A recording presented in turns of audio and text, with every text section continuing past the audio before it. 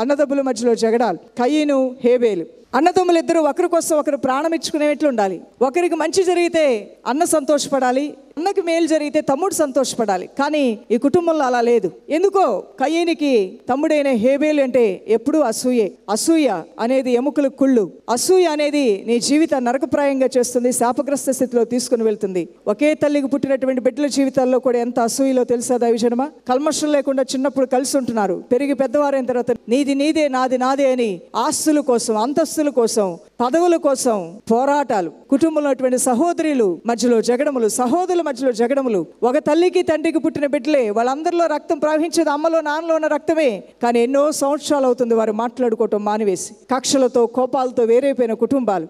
ఒక తల్లికి పుట్టిన మీరు ఐకమత్యం కలిగి మిమ్మల్ని ఇద్దరుగా ముగ్గురుగా సహోదరులుగా సహోదరులుగా దేవుడు పెడితే ఆ ప్రేమ ఐక్యతను కోల్పోయి జగడములతో జీవితాలను బలహీనపరుచుకొని అశాంతితో అలమటించిపోతున్నటువంటి వారు ఎంతోమంది ఉన్నారు.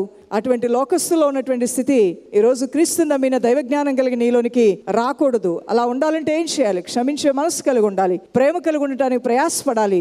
ఎవరైనా మీకు కీడు చేశారని తెలిసినా పెద్ద మనసుతో వారిని క్షమిస్తే నీ దేవుడు నీ మంచితనాన్ని తగిన ప్రతిఫలం ఆయన చెయ్యకపోడు దైవజనమా.